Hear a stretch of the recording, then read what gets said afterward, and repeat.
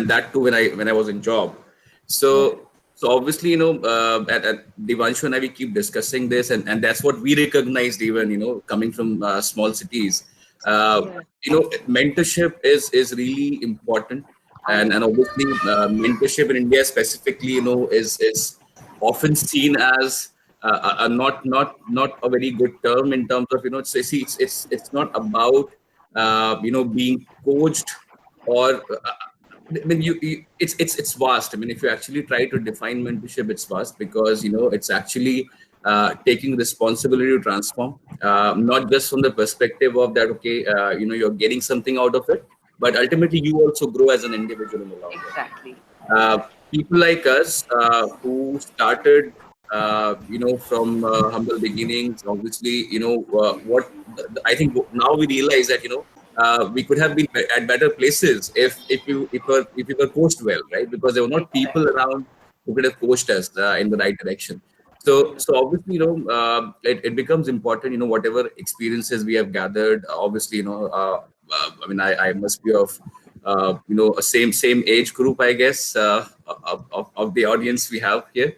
So, but certainly, let's keep this as a discussion, not a session, because I'm no authority, no expert on policies, formulations, and it's just that it's as Devanshu stated, in India nowadays, obviously, it's getting started in terms of how you connect it with your corporate responsibilities, and specifically aligning public policies with business. Now, because Devanshu, I think we can start now. We can quickly get Sure. in. Okay, Sure. perfect. So I'll quickly start with my introduction. No, please don't do that. Let me have Okay. that particular thing across. So, Okay, all right.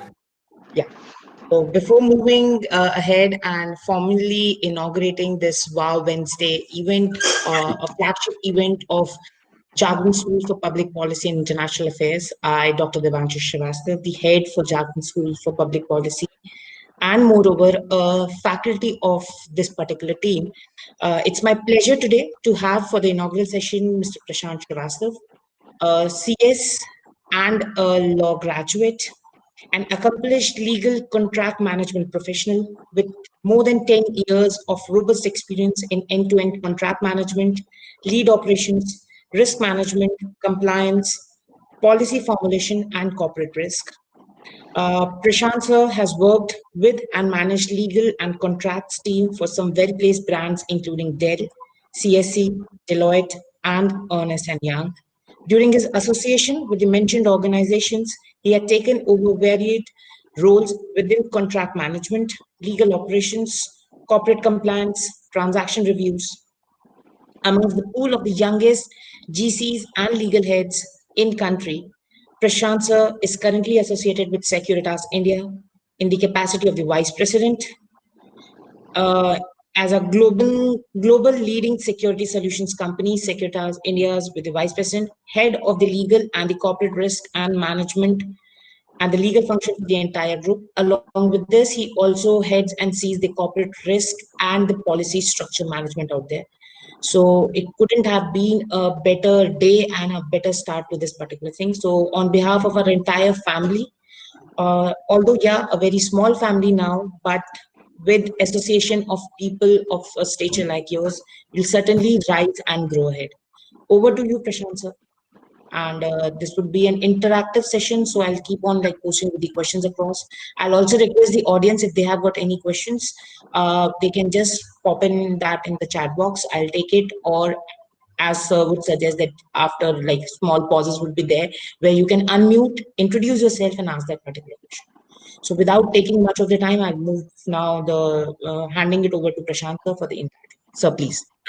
Sure. Great. Thank you so much, Devanshu, and thank you everyone for joining.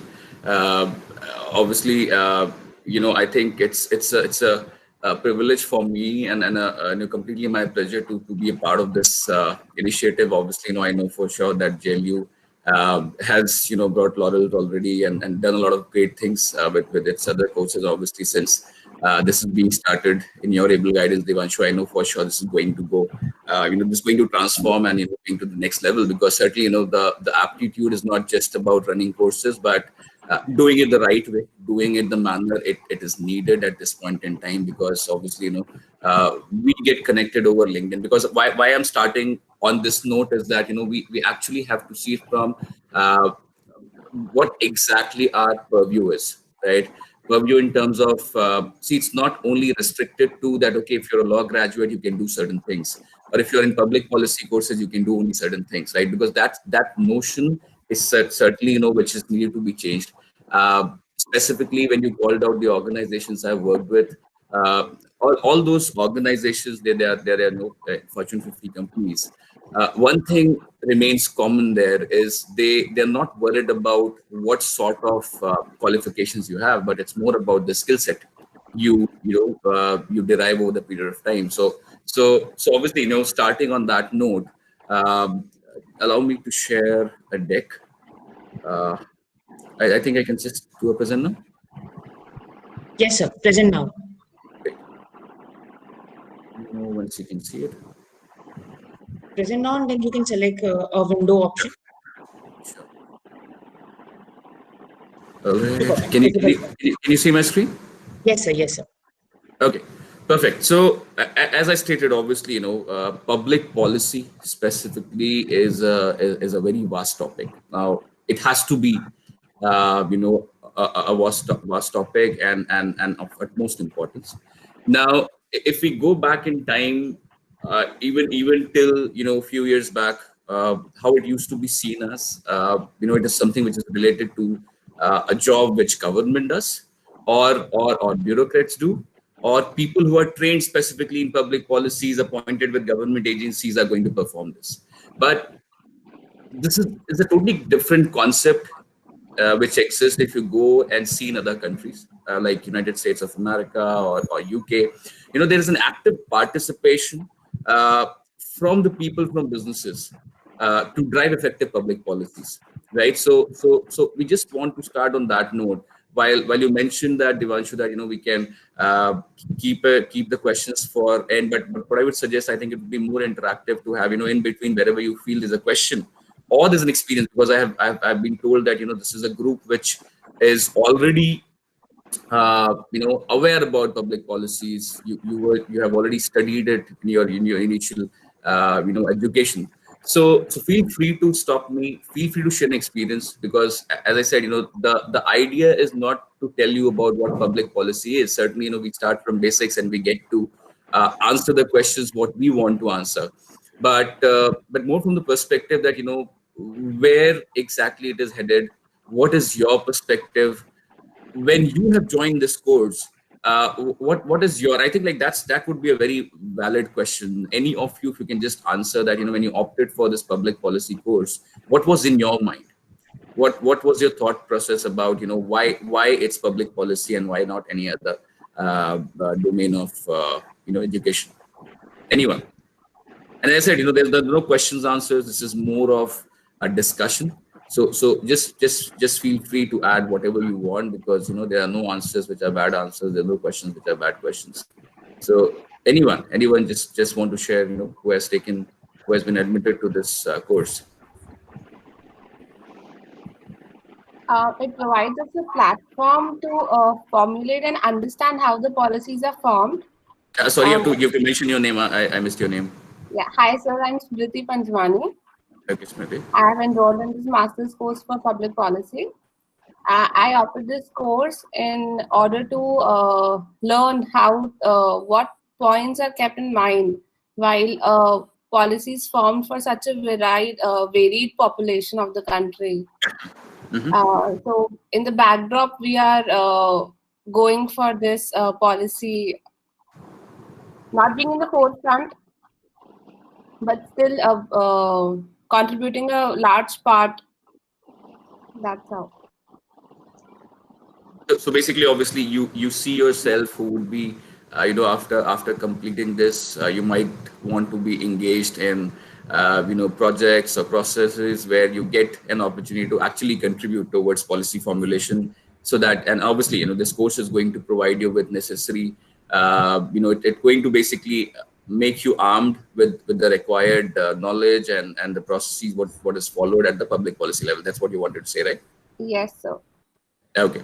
But from the career perspective, what was in your mind? Obviously, I mean that is something which is more at the knowledge end, where you are trying to derive a knowledge, and obviously you're going to use it. But what do you think? What is your view about where all you can actually employ what you are going to learn in the university?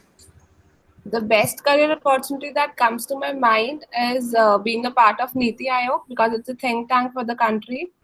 Okay, great. Apart from that, getting an opportunity to intern in UN like institutions, Yeah, yeah. or being a part of any corporate company and understanding the basics.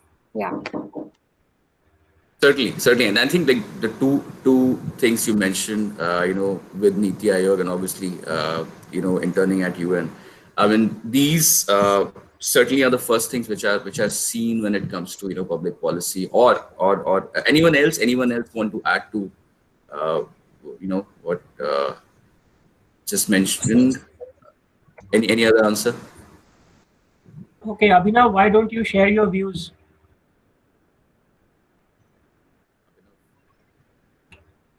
Yeah, yes, Devashish, you can also share. Yeah, I mean, feel free to share. This is more of an experience sharing session, we would call it, because see, it's the first batch. Any information would be helpful for for us to know, right? So as I said, we are all new, so feel free to share. Good morning, sir. I'm Devashish. Yeah, Devashish. I think the public policy course permits us to know about the public policy, like how to implement and formulate the things.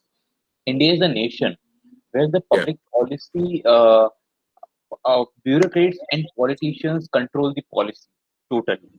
So yeah, we don't know the things behind the public policy formulation and implementation. We have the power of citizen participation, but we don't know what are the things they are going to keep in this public policy. So this course allows us to know the basic things of public policy, like what things you should consider while making public policy, and what are the factors which is going on, and you should consider it. So I think this is the public policy course which tells us about like why you should choose public policy. okay. And just an extended question, what I asked. What do you think? Where exactly you're going to head post this? What are your plans when you're done with this particular course? Where exactly you see yourself going with this particular degree? I see myself after this course as an administrator in this Okay. and any state. Yeah.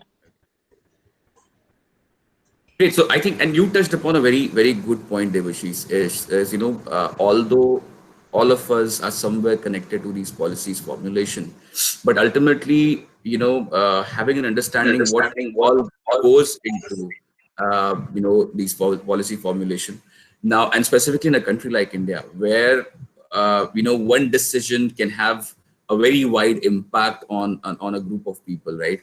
And in fact, like if you see, anyone can think of any recent emergency policy taken, policy formulated, because see, any and every policy, as you know, is when it comes to creating public policy, it's not just that you are just creating a policy framework.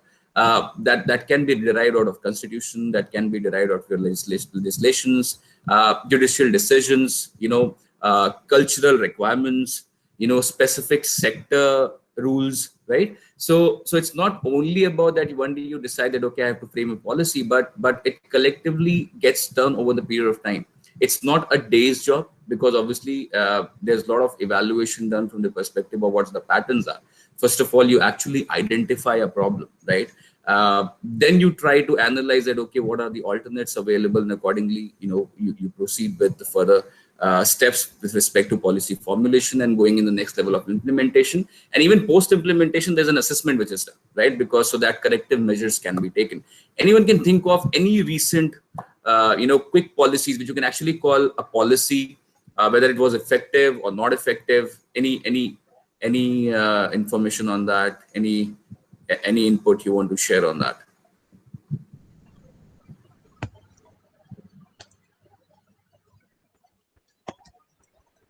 Yes, anyone? Anshul, Abhinav, please share your views. Anyone, Sir. yeah. Good morning, sir. Myself Shweta. Yes, Shweta. Sir, I would like to add about the policy like in recent time when the pandemic was going on.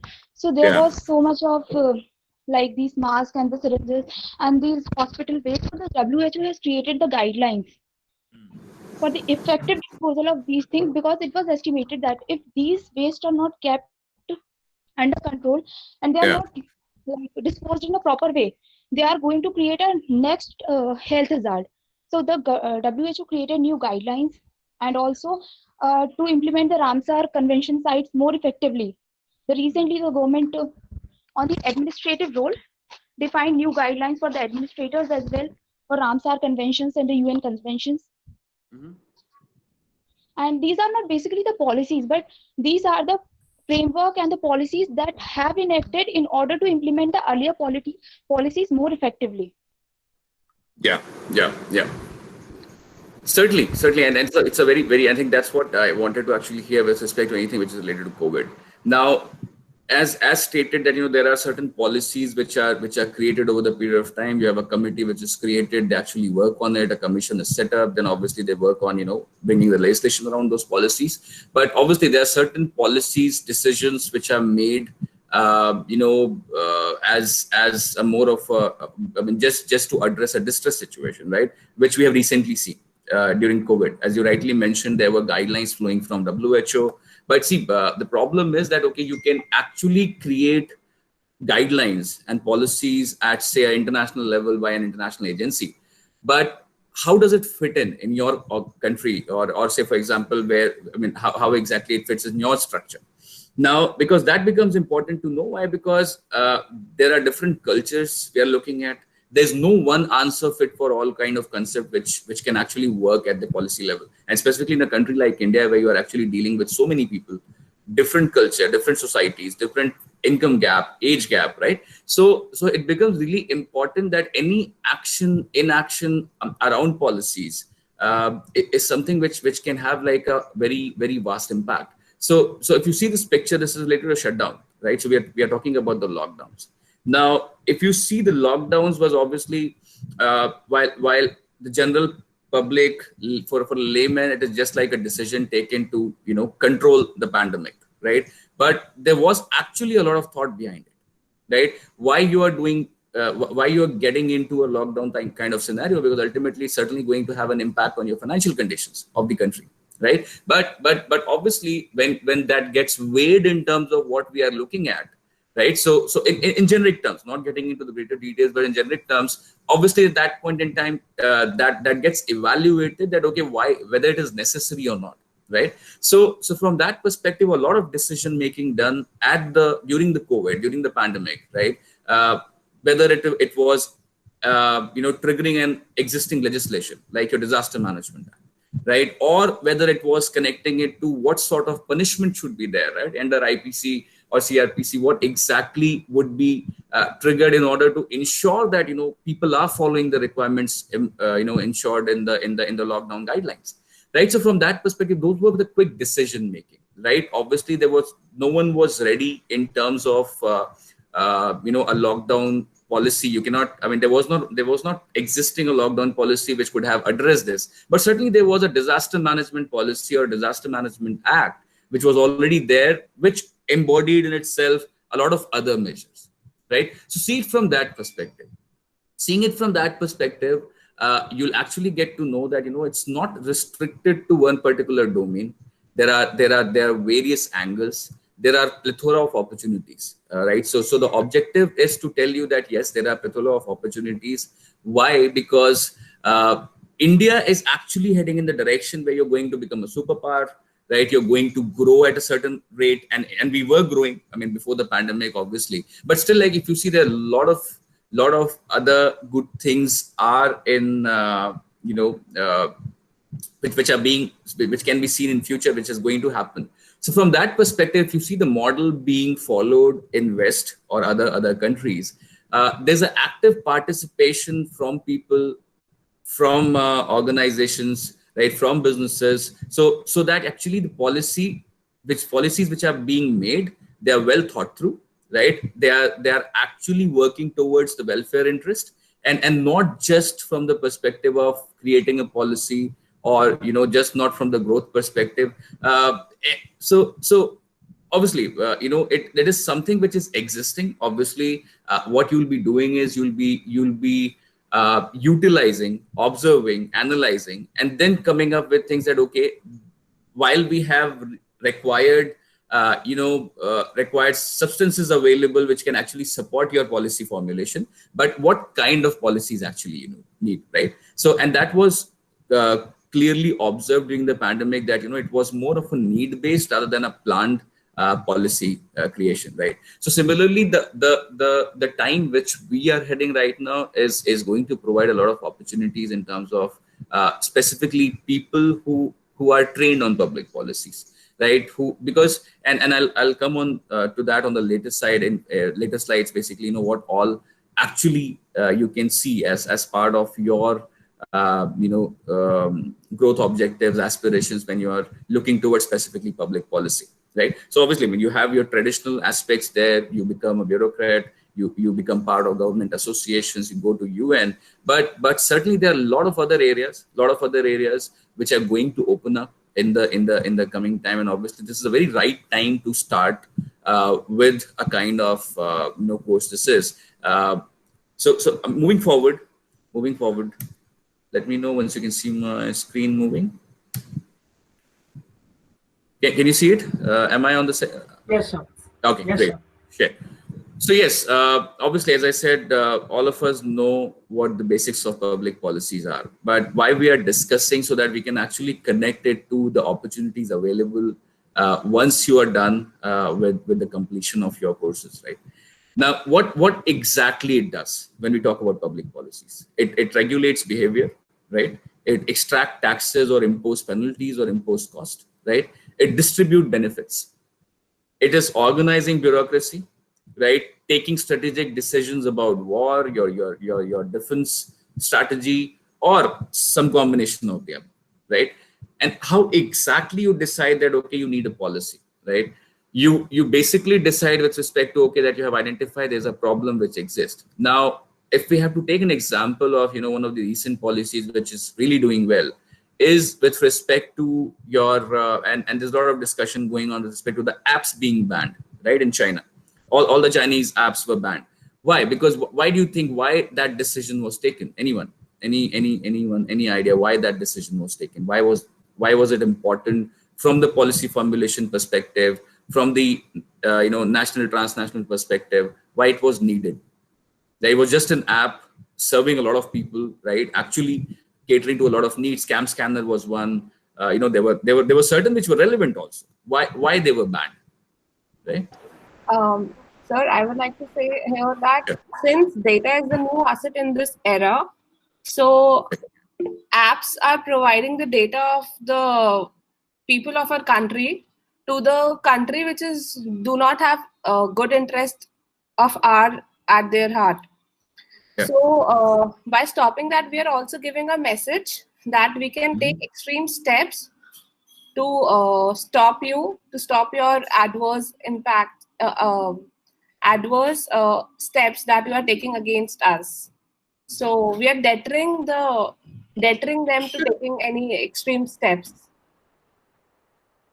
Yeah. So I mean, just like a And check. also, If you want to qualify the actions in any of these heads, where exactly you will qualify that action of the government, whether it's regulating behavior or distributing benefits, or some combination, any other head which you can put it into. Make war, giving a Okay. warning. Okay. Sir, it was basically, if we look in terms So of may the, I add to this? if we look in the terms of the foreign policy tenants, then it comes to the importance in terms of tenant of the foreign policy. So just South China regions are there were almost growing China, and the other countries were trying to counter that. So the Vietnam and other countries, they were trying to interact with India in these perspectives. Rather than looking at the national level, it is more important at the international level to counter China. So in order to initiate the project Mosam in more effective manner and to counter China. Great, great. I think there was someone else who was saying something. Yes, sir. Sir, India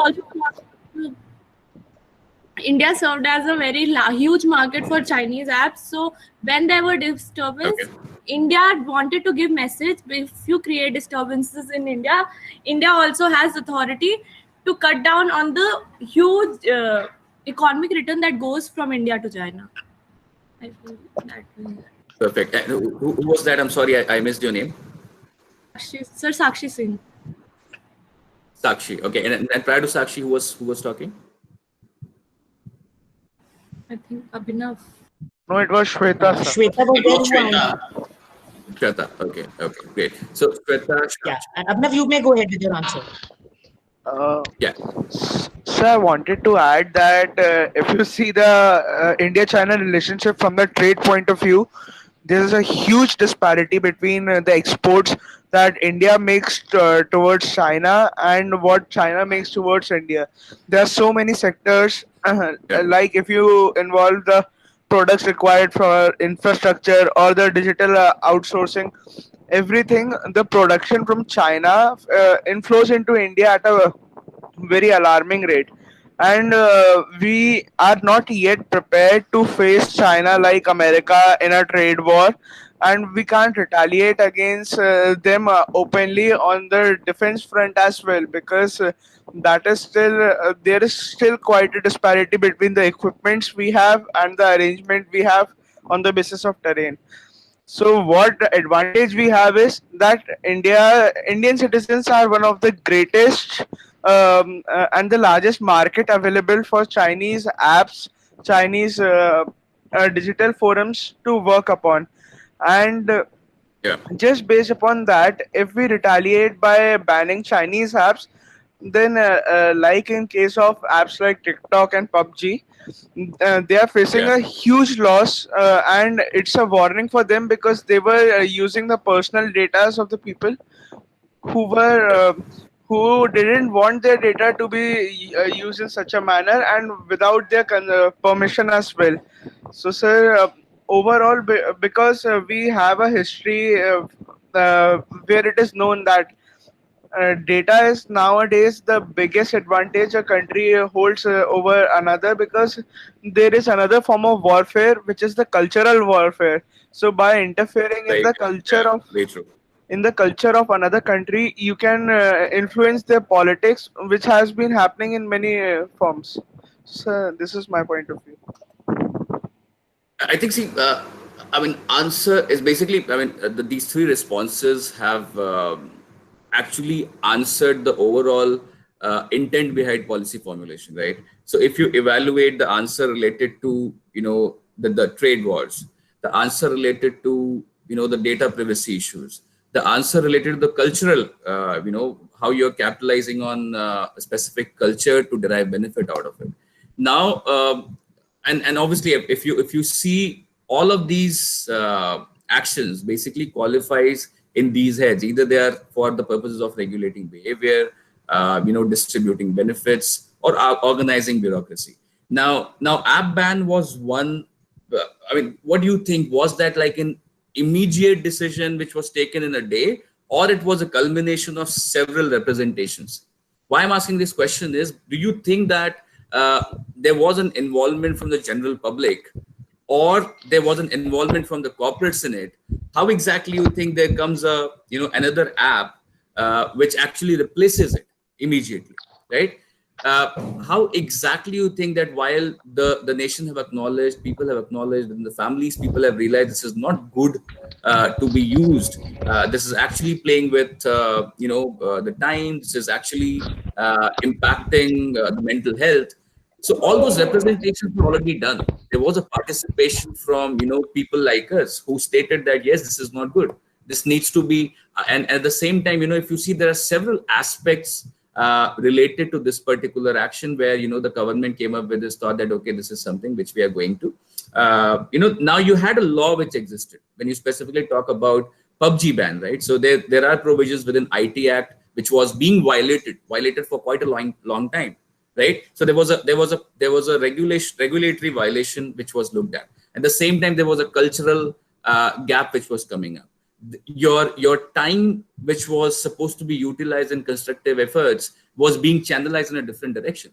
Your data was being compromised, right? At the same time, and obviously, by doing all of this, there is a nation which is deriving benefit out of it, right? So, but at the same time, I mean, if you see, there was an extensions to this particular ban that, obviously your Indian market, your Indian players, right? Like the local, I'm not sure if you have seen, there was a recently, the Prime Minister, they had a session where they actually declared some of the Indian apps, which are good replacements for some foreign apps which are banned, right? So there's a term called narrative, right? So the narrative is very important.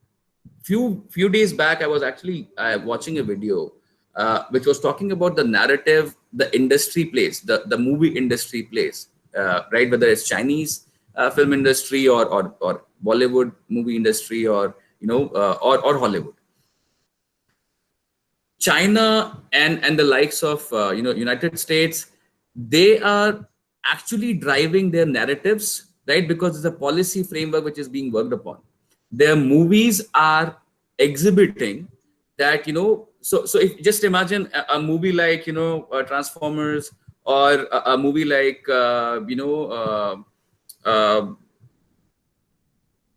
Olympus Has Fallen, what exactly you get to see. So whenever there's an attack from an outer world, or alien is attacking you, or there's a big terrorist attack, who's there at the forefront?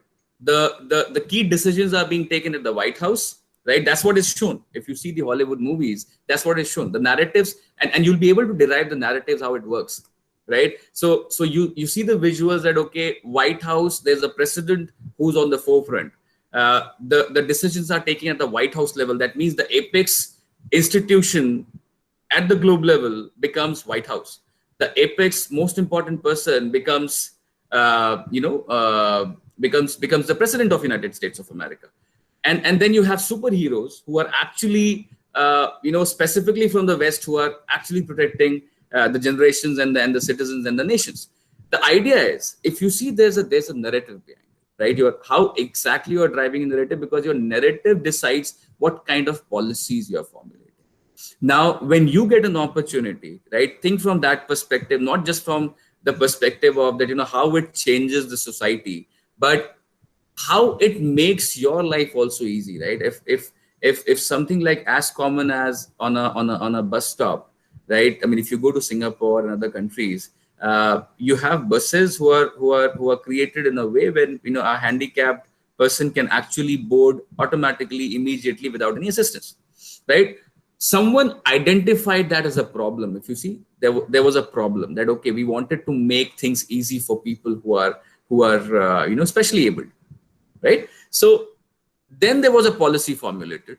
Then it was adopted through an act or legislation. Then it was implemented by ensuring that there are certain protections available at the authority level, at the national level, at the state level, and obviously implementing or triggering certain legislations which can ensure implementation, like what had happened in the case of the lockdown was implemented. So lockdown was a policy. It was why. So if you take lockdown's example, right, it was a problem which was identified that, okay, there's a severe increase in the cases. The pandemic is spreading quickly, right? And in a country like India, it's going to go beyond, right? And that was 2-3 months back. Just imagine. Now we are sitting at a very worst situation where you're actually clocking 90,000 plus cases a day. Now, at that point in time, it was realized that, okay, we can go to this level. And that's why the problem was identified and certain measures were taken. Now, you can just not take a measure in tandem and just like, just decide that, okay, we are going to conduct a lockdown. But ultimately, you have to ensure that you have necessary support with respect to adopting that policy.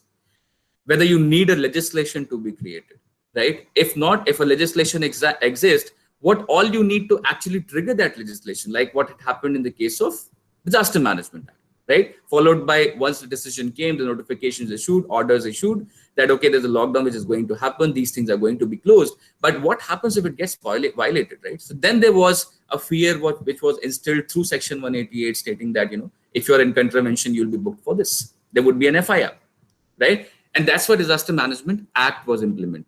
And in between, right, there were changes. If you see the discussions at WHO level, at our country level, the things are still changing. right? Suddenly I mean, there's a lockdown, there's an unlock policy. So it's dynamic.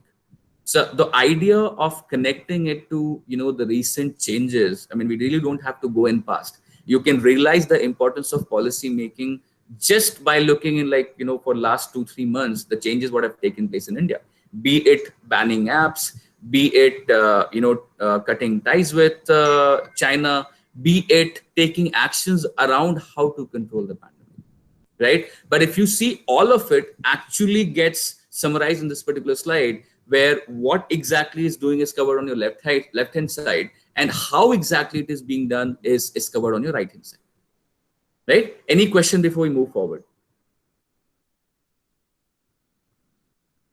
No, sir. No, sir. Okay, great. So see, I mean, that's why I'm sharing these observation. I would say that these are just observations. When I as an individual, not as a professional, when I as an individual see these changes, that's when it rings a bell in terms of that what all goes into it. Now, even if I have to see, I actually would start seeing it as a I would say that my horizon has increased in terms of how I used to look at the policies formulation, right? Because in my capacity, I get involved in a lot of policy making at the organizational level, or even at least ensuring the mandatory policies which are applicable on a corporate, ensuring that how that gets implemented well, right? So if you actually see around, you'll get to know a lot of things. Your Indian apps being promoted, right? Sudden ban with respect to how your data is being. I mean, no one ever questioned Facebook, Google, or everywhere. I'm not sure if you saw. I mean, if you heard about the recent orders which has come, that your disclaimers, right? Disclaimers which you see in policies or everywhere, that cannot actually be in smaller fonts now, because that used to create a lot of misrepresentation, right? If you're signing a document and there's a disclaimer in like a very bleak font, you're even unable to recognize, or at times we don't even bother to recognize it or read it, and we just sign that document, right? Why do you think it happened?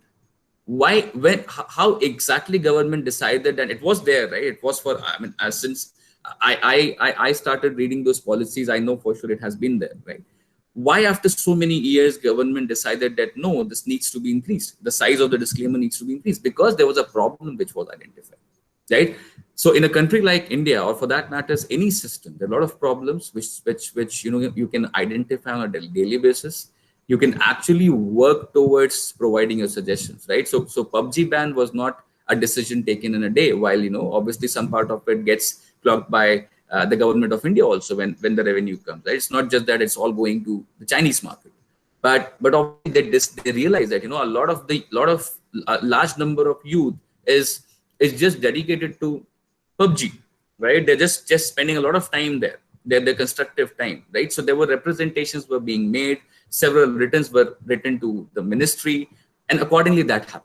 Right. Similarly, this disclaimer thing, I'm not sure if you've read it, go and read it. It's essential. I realized that while I was, actually helping someone on a case a few years back, where, that person actually said that, I just bought this policy without reading this, that, if I skip paying the policy premium, my policy amount would be forfeited. And that was a senior citizen. Now just imagine. So that problem was identified, and after so many years, this decision has been taken that you have to keep it legible so that a general person, a layman person, can actually read it and accordingly take an informed decision, right? So it's all around. I mean, if you see, it's all around on a daily basis. You can actually observe problems, and you can actually come up with solution. You can actually make representations. Go in, and if something is of your interest, go and become part of those organizations, right? So moving forward. Now, things to consider. I think we have already covered this slide, but when you actually go and actually while you're working on it, when you're writing your papers, research papers, these things I think would come handy, right? Where you have to consider these things, that okay, what should be kept in mind, right? Your public policies, as I said, they are dynamic. It cannot be constant. It cannot be like one fit for all answer. As I said, if 10 years back some guidelines were decided that how exactly you're going to treat pandemic, or or address a pandemic situation, it has changed now, right? No one ever thought that a situation like this will occur, whether it's at I mean, if I have to share an experience with respect to work from home, right, at the corporate level, people used to, a lot of organizations, that they always considered working from home as a non-productive thing. But now it has changed, right? Because people are working remotely. Now, that is a policy level change at a corporate level, which you can observe. Now, policies are always cannot be just considered as something which is like making a real change. But collectively, if you see, these are small changes. And what would be the impact? While an organization is facilitating their people to work from home, right, to work virtually and not come to office, while your unlock has happened, people can open offices, but organization has given preference to people health. And collectively, when a lot of these organizations are following the same actions, it is actually helping and contributing towards the larger policy at the national and state level, right? So this is all connected, right? You have your individual representations, you have your policy formulators, you have your states and national level agencies who are working together, and obviously you have your business lobbies who actually work towards in attaining the actual objective of a specific policies, directly or indirectly. At times that, okay, these are your wires, this is what you have to do. At times you don't know, but still, like, you're doing certain things which are actually contributing towards those policies, right? As I said, it's a process which cannot be determined by a single event, right? It has to be a decision which has been taken over the period of time after assessing the requirement, because ultimately your one policy decision is going to impact a lot of people who are from different sectors, who are from different age set, who are from different income set, right? Because obviously you cannot say that unlock or the lockdown has had an equal impact on all sectors of society, because it impacted different people in a different way, right? So, and then yes, it is complex. It takes place on multiple levels, national, state, local. But see, this was a traditional concept that it is just taking place at national, local, or state level. The point is, as I stated, the purview is going to increase. It's going to become wider in the coming years. Right? It has already started happening in other countries, but certainly where they have more participation from representations from individuals or from the companies. But it's certainly going to go to the next level, where you're actually going to have participation from society level, from individuals, from perhaps, like, there could be a time where you're going to create specific sectors within a particular society who's going to represent in some or other way, and actually talk about what sort of, and perhaps like government can in the long run, and they are still doing it. Yeah, when you participate in a survey, right, what exactly they are asking you? They're asking you, what are your problems? What do you feel about specific policy changes, and what do you think should be done better? Why do you think when your Aadhaar was being implemented, why do you think Nandan Nilekani was appointed? Nandan Nilekani was an IT leader, right? From Infosys, right? He was brought in because it was important that it was such a change which just didn't require only a political will or an intent to move towards the what West is doing and other countries are following, where you have one identification number catering to all the requirements. But they knew that they need a person who can drive technology, who can drive policy formulation, who can drive implementation also, right? So there was a participation from someone who had no connection with public policy making, but yes, he was an active participant in a lot of forums which were related to government, where the policies being formulated for IT related advancements in the country, right? And yes, as it's common, because obviously, as I said, there cannot be a policy which is fit for all. There would be impact in terms of it can impact some people in a different way, because obviously if you're locking down the entire nation, a person who works on daily wages gets impacted, right? A person who's working on salaries like me, they get an opportunity to work from home, spend more time with the family, because their salaries are still being credited. So I really cannot say that lockdown had the same impact on me or the person who was a daily wage, right? But yes, when you're making policies, it is not specific to a person. they are created by considering the majority, right? What all can help when we are implementing this policy, whether it actually catering to majority or not, right? So otherwise, I mean, if you actually see it from the perspective, if we just start creating policies at the individual level or a specific state or national level, the overall policy formulation mechanism will collapse, right? Because every other day you'll have new policy which actually will amend or deter any other policy in existence. Moving forward, now these are not old ones, right? These are very new policies. Some key policies in India, if you see Udaan, Make in India, Skill India, Digital India, Pradhan Mantri Ujjwal Yojana, Beti Bachao, Beti Padhao, Stand Up India, and then Startup India also, right? Make in India. Make in India is something which has gained a lot of traction, in last few years. Udaan, right? Whoever thought that? I mean, nowadays when you travel, you see that anyone and everyone is basically having a privilege of actually taking a flight and going, saving time and reaching places, right? How was that possible? Because people realize that it should not be just restricted to few privileged sectors, right? And this should be made common, like in other countries. It's a form of commutation. It's a form of transport which can be availed by majority set of people, right? Similarly, Make in India. Why Make in India was created?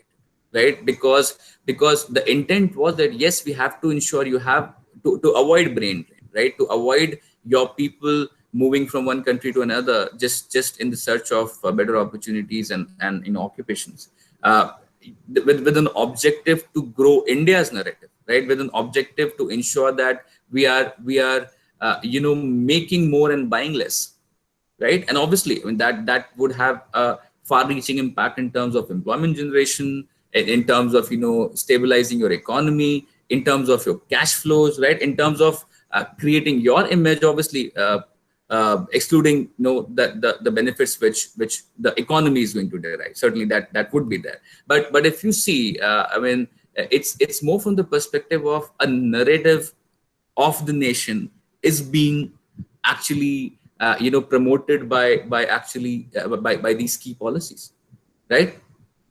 CSR, I'm not sure how many of you are aware about CSR, which is corporate social responsibility. Anyone? Any idea about CSRs? So I guess they have a subject, dedicated subject on CSR. Oh, great. Okay. So anyone, if you want to share about corporate social responsibilities, Sir, what exactly it talks about? The concept. So may I say? CSR is a concept where all the big companies, which are private companies, tend to take up some social responsibilities by providing social services to all the underprivileged people. And the motive behind is that the company is working between the society, using resources of the society and manpower from the society. So it should be the duty of the company to revert back to the society. Yes, and what do you think the government is deriving out of it, and what do you think the corporate is deriving out of it? Anyone wants to answer that? Corporate is deriving goodwill by providing this, and the government is kind of having an extra hand to help the society to overcome the problems. Yeah. Who was that? Who answered this question? So Smriti. Yeah. This was a perfect answer given because this is the best way to sum it up.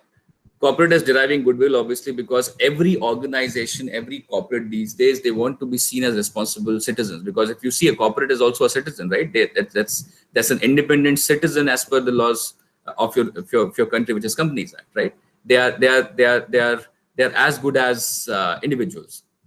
Now, and that's why they said that we are a corporate citizen, we are a responsible corporate citizen. So they want to ensure that their services are sustainable.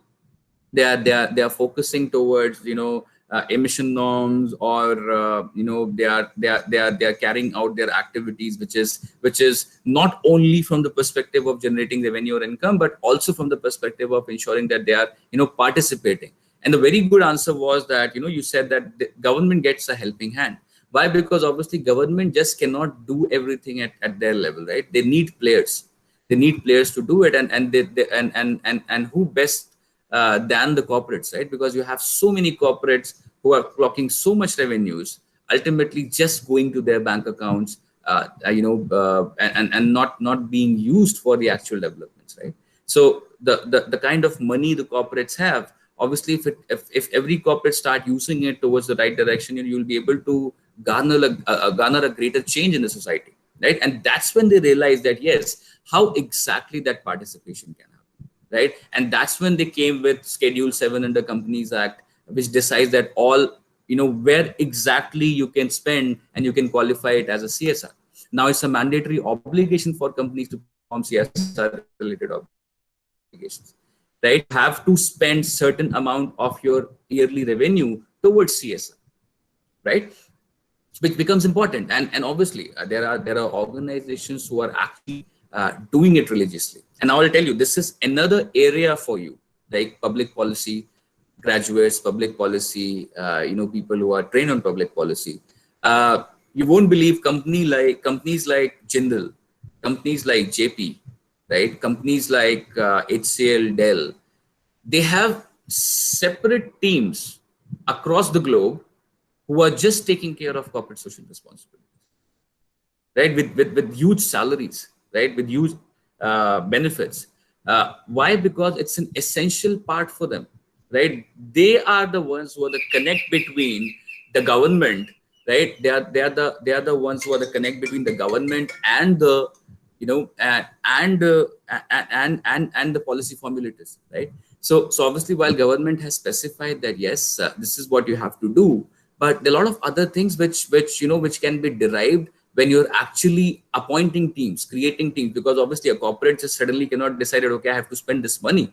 But ultimately you have to know people, you have to have people who can actually tell the organization that yes, these are the organizations who are actually doing good job. If you get associated with these organizations, you'll be able to derive better returns, right, in terms of your goodwill management, right? So like one of it is supporting your athletes, right? Obviously your athletes going to Olympics, they, a lot of organizations, they support athletes, right? They get associated with associations specific sports unit to support athletes there, so that they can be trained well and they can further bring back laurels to the country, right? So CSR being, again, it was a huge step, it was a huge reform which came in India, where it was made mandatory that okay, your organizations have to actually provide for CSR, right, mandatorily. So if you see all of these key policies, Udan, Make in India, Skill India, Digital India, right? All these, I mean, if you see, I mean, these are just names, and but you, if you actually go and drill down further, you'll realize that what was the need, how exactly it was implemented, what changes these policies have seen, right? What reforms they have gone through, right? And still, like, there are being changes made, right? I came from a place called, I hail from a place called Gorakhpur, which is a small town in UP. Now, I remember when I was in my school or college, at that point in time, we used to think, when we wish that, we can have an airport here, right? So that we can avoid like 14, 15 hours travel. And now you have an airport there, right? So that was how, I mean, it was decided when there was a need, people were ready to pay for it.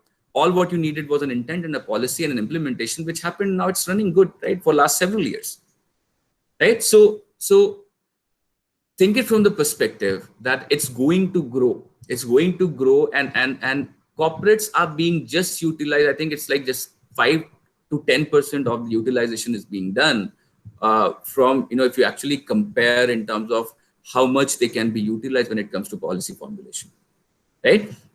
So moving forward, this is, I mean, obviously here we talked about, just give me a minute, right? Just give me a minute. Just give me a minute.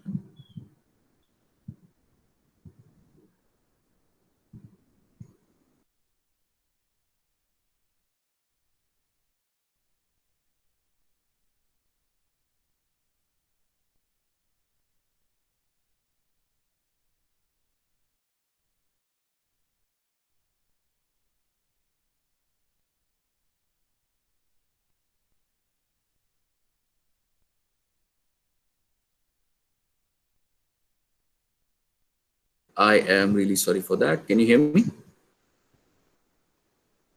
Yes, Yes, sir. Yes. Yes. Oh, okay, great.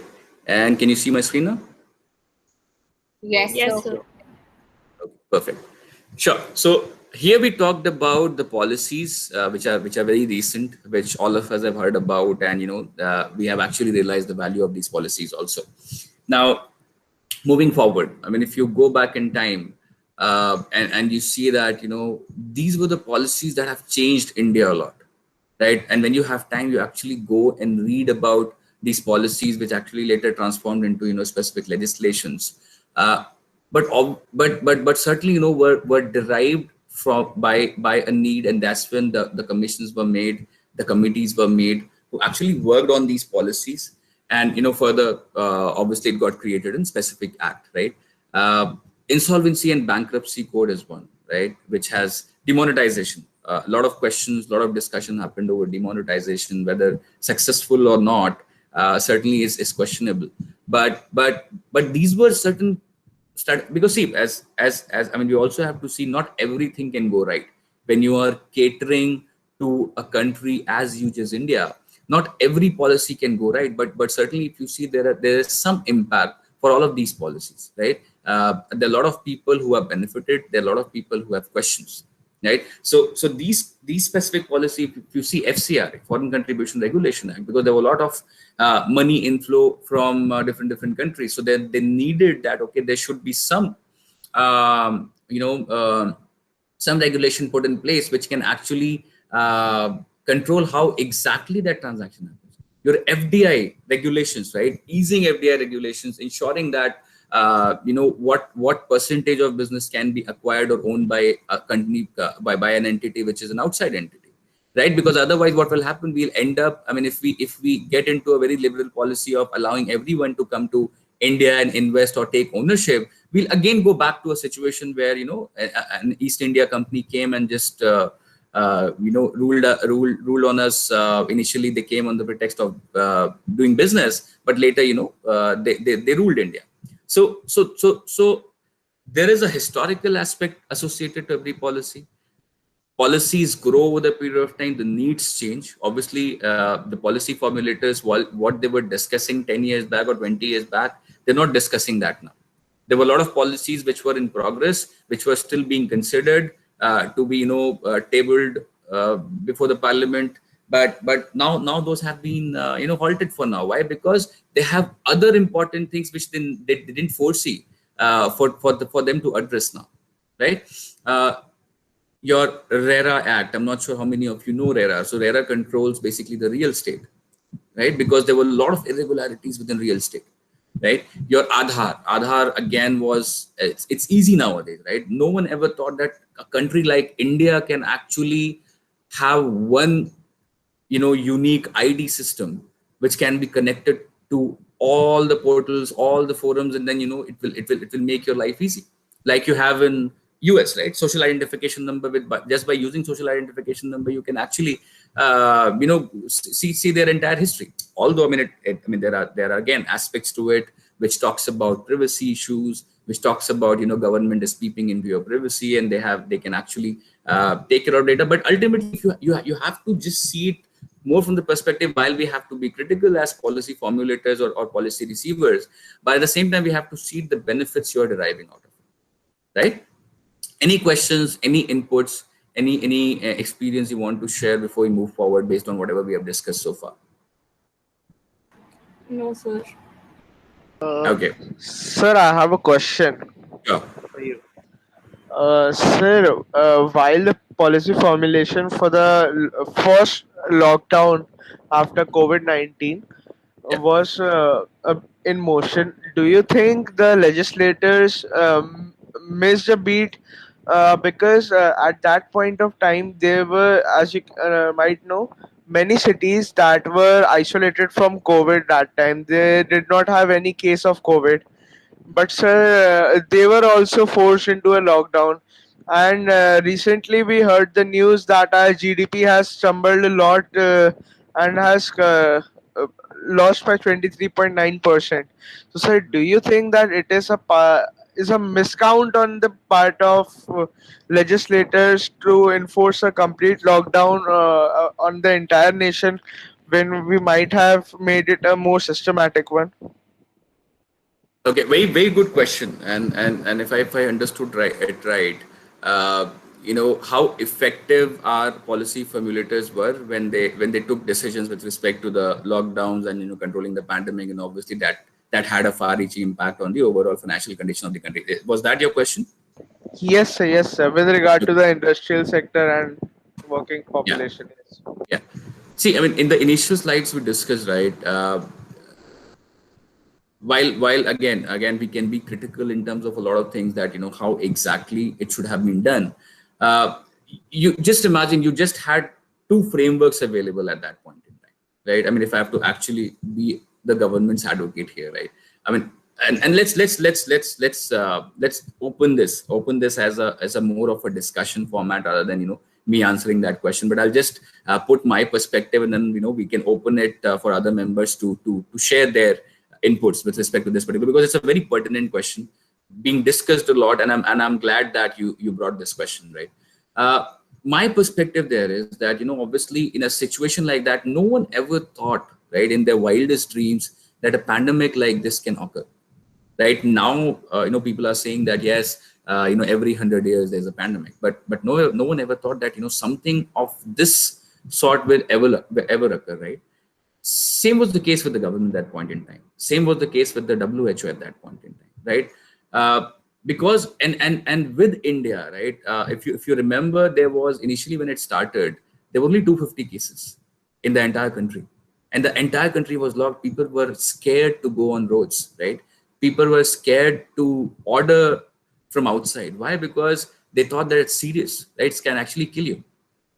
Slowly, gradually, but if you see, it was very effective at the policy formulators end, because see, in a country like India, I mean, your civilized part of the society, when I say civilized, I hope I'm using the right word.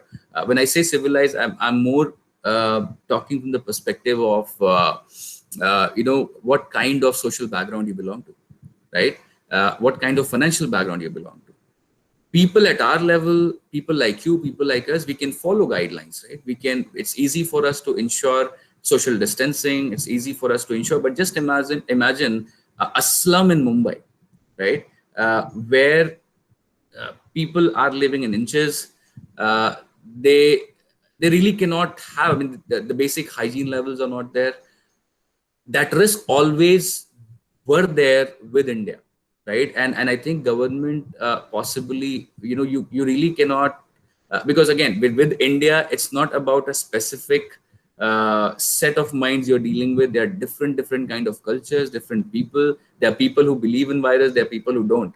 There are people who consider the requirements to be essential to be followed. There are people who don't. There are people who just consider it as a viral infection and think that they are immune enough to counter it. Right. So when you're dealing with an organization, and as a country like India, it becomes difficult. Just imagine a situation that at a corporate level, right? So I'll just give you, because obviously I'm from a corporate, so I can share a very pertinent example from with you. Did you ever imagine that a college would be conducting frequent webinars using Google Meet or Zoom, or individual contributors, individual teachers would be actually moving towards utilizing technologies? They never knew. They used to consult their kids for basic applications, right? But nowadays they are effectively running classes. Now that's a shift, that's a change, right? And there are certain changes which are very dynamic in nature. They cannot be, as I said, they cannot be one fit for all policy, right? That's where you have to give certain concessions. You cannot have an answer to all the problems available with you, readily available with you on table, which you can actually implement immediately, right? So that you have, one question, you have an answer available to be thrown. It's so from that perspective, to your question, if you see, a lot of things were envisioned. A lot of things were envisioned correct, but perhaps not implemented the right way. With respect to GDP, that's not only because of the lockdowns, or that's not only because see, it's your global economy is melting down. It's not only about India, right? It's not only India which is being impacted, and this was pre-COVID. This was pre-COVID when the discussions around a recession was being seen, right? US, UK, when you are working transnational, transborder, cross-border transactions, you know there would be certain effects. India was in a very better position when a recession was being contemplated some point down the line. India was in a better position. People were saying that, you know, there were reports to prove that India would not be affected because of the recent policies which were implemented in past years. But obviously because of the lockdown, you had your global challenges supplemented by your national or local challenges. That's what contributed to a financial unrest. But if you see, there are a lot of things which went well. Immediately triggering. While you said that, you know, there were cities where the things were still fine, but still, like, you know, they were put into isolation. But now, if you see, those are the cities who are suffering now. Those are the cities who are contributing toward numbers. Just imagine if so. See, the idea was not to eradicate or control the pandemic. The idea was to prepare India for the next 6 months, right? Those steps were needed at that point in time, so that now you and I, we are going to offices, opening colleges, and at the same time, you know, you have measures available. So that was a step, because as I said, you know, I was in my city, my hometown. When I went there were 600 cases which were there. 600 cases across district, right? We thought that's a very good place to be in, considering the current situation. But just imagine the way this virus supplements, right? If one person infects, ultimately they're going to infect like four other people on an average basis, right? So government contemplated that. In bigger cities, obviously in metropolitans, there were already people who have, you know, available in numbers, who traveled from different countries, and government was already, they did contemplate that this is going to happen. And the smaller cities, small towns, they realized that no, this is not going to touch us. We just have like few number of cases going to go. But now those are the cities which are bleeding.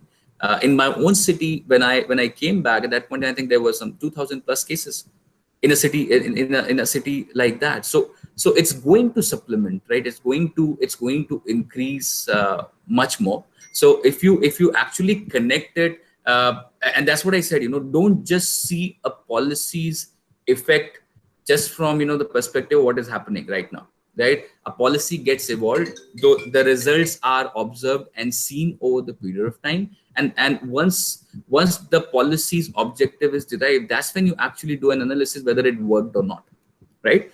So I hope I was able to answer your question, but that's certainly, you know, my perspective. Was I able to answer your question? Yes, sir. Yes, sir. Okay, but again, you know, this is a very good question raised, but I'm not sure I missed your name. Who raised this question? So my name is Abhinav Saxena. Abhinav, yes. So Abhinav, very, very good question. I think like I'll open others, you know, I'll just open this forum for others to contribute and share your experience, because it's a very, very good topic, very reasonable question to answer, right? Anyone want to share what Abhinav said, and then, you know, I contributed with respect to my perspective on it?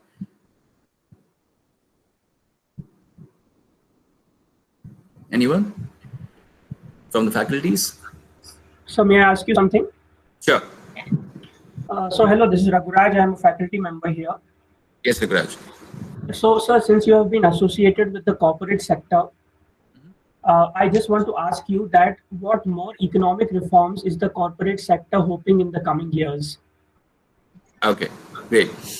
So, I mean, if you see, a lot of it has already been covered from the perspective of corporates, right? But there are a lot of other things certainly which are being looked at, right? FDI in different sectors, right? So FDI, if you see as an act, as a regulation, it came initially to protect the interest of the businesses, so that ultimately, you know, there's no intrusion from the companies across, across the border, so that they are not coming and they're not just capitalizing on the opportunities, taking back the revenue outside. But still, like, there are a lot of industries which are opening up, you know, themselves to, and they are making representations to make things easy for them, right? There are a lot of legislations which I would call, you know, are draconian in nature, right? Which are not serving the narratives of the current requirement when we talk about the current business and trade requirements, right? Insolvency and bankruptcy code, actually, if you see, it came as a very good tool. But nowadays, corporates are being, realizing that, it actually ended up. I'm not sure how many of you have an understanding about insolvency and bankruptcy code. Anyone? Any idea? Heard about it? Okay. No.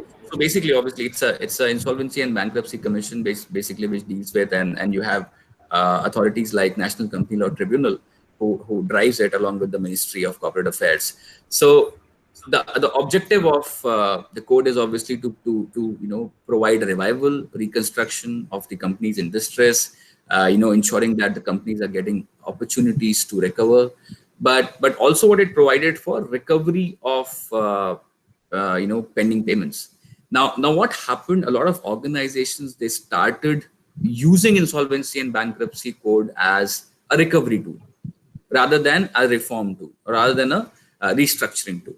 So, with insolvency and bankruptcy code, what happened is, if you have certain amount which the other party has not paid you, what you can certainly do is you can issue them a demand notice, and if they don't respond to a demand notice, you can directly take them to NCLT. And what NCLT does, NCLT looks into the merit of the case, and they immediately appoint an insolvency professional who will close your company, no matter how big you are. So tomorrow, if I am dealing with, say, Flipkart, and Flipkart has certain outstanding on my organization, which they have to pay, I have the right available to take Flipkart to insolvency. Now, for a company like me, it's a good process. Why? Because it is helping me reduce my bad debt.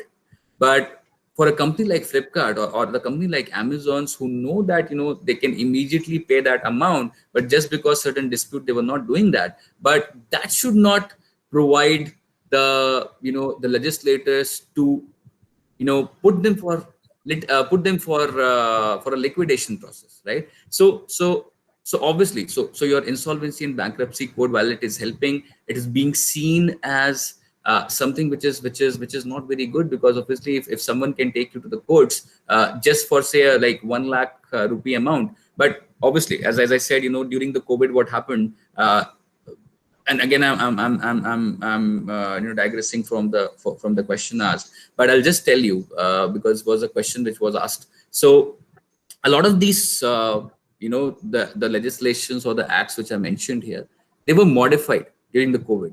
The slabs were revised, right? Just from the perspective of policy formulation. Why I'm sharing this is that that is also an aspect. If you need certain amendments to be enacted immediately in certain levels, the government had to do it, right? So that threshold for insolvency and bankruptcy code, which was initially 1 lakh rupees, was made to 1 CR. So corporates were not allowed to take cases related to recoveries to NCLT if they were less than 1 CR, which was initially 1 lakh. So just imagine, they reduced the number so much. Why? Just to help the organizations, because it was a distress situation. And in a distress situation, if someone deriving payments and they're going to courts to get that recovered, obviously that would not help the other organization, right? So certain kind of reforms, obviously, recovery mechanism with so many smaller players, MSMEs. You have heard about MSMEs, right? While every organization try to register themselves from MSMEs, but if you actually come to the protection which are available, or which should be provided to actually support MSMEs, are still not there, right? There should be still some support provided where the MSMEs can grow and thrive, actually, right? India is still lacking in terms of having a data privacy act, right? We are still capitalizing our Information Technology Act for specific data privacy legislations. While the countries like UK, they've already come up with GDPR.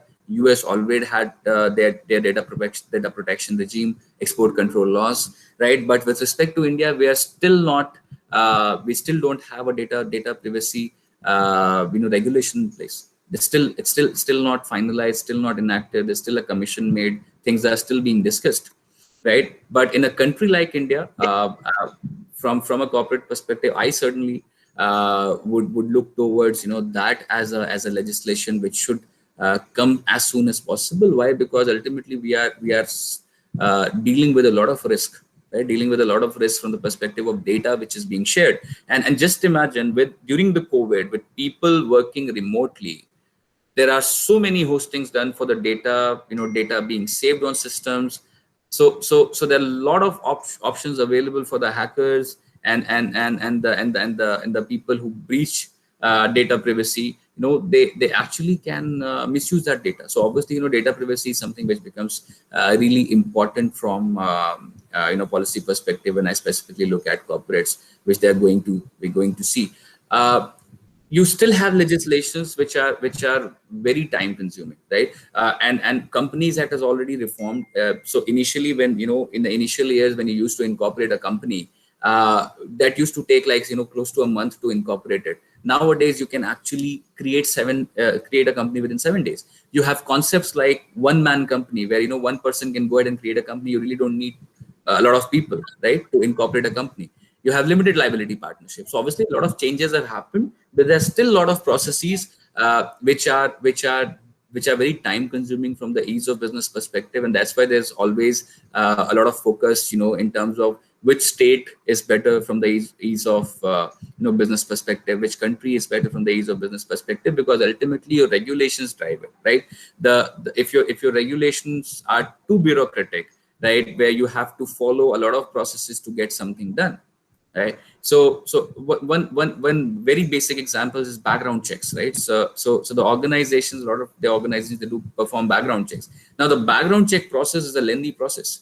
Now what happens? You have joined an organization, the background check process continues for like 2-3 months from now, and then what could happen if, God forbid, if the company observes that there is something observed, so perhaps like a degree has issue, or there's a pending court proceeding going on against this person, they can immediately ask you to leave the organization, even if you have spent like 4-5 months in that organization. Now those are the processes. Certainly, from a corporate perspective, I think still there are a lot of compliances being done which are not very relevant, which needs to be either reduced to in terms of frequency, or should be eradicated altogether. Right, so your Companies Act needs a lot of reformational change. Your data privacy, because we don't have an act, soon as possible we get an act. It's very essential for the country also. Then obviously from the ease of business perspective, ensuring that because and even if we talk about, if you see the recent changes with respect to your real estate, right? A lot of people suffering in terms of those who bought properties. They are struggling to get their recoveries, and they have not got provided with. So obviously your real estate need a reform in terms of how exactly it is being regulated. If it is being regulated, the definitions of operational creditors, financial creditors needs to be amended. Why? Because and I'll share with you an example. I hope not connected certainly, but you can think about it. Now, if you see collectively, and you might have heard about the JP case, right, where people invested in projects. They paid 90% money, but they never got their projects delivered. When they went for recovery, they were said that you are operational creditors. You'll come down in the food chain, right? So first of all, the financial creditors are going to be paid. Now the financial creditors were the banks and the financial institutions who gave loans to the companies like JP. But what happened? There were representations made, there were collective societies created, and then they realized that the debt on JP for the individual buyers was more than what they had with respect to the banks. And that's when the representations were made to the court that why are they being given preference when the value at our end is more, right? And that's when they asked that yes, there's a reform needed, and that's when Supreme Court allowed that yes, they are going to get preference over the financial creditors, right? So similarly, there are a lot of things, not specifically one. India is going through a lot of changes, and I think like down the line, 10 years, 20 years, your educational policy, certainly not from the corporate perspective, but obviously, corporate invests in education sector. Now, and I have this, image of national education policy we missed to touch upon.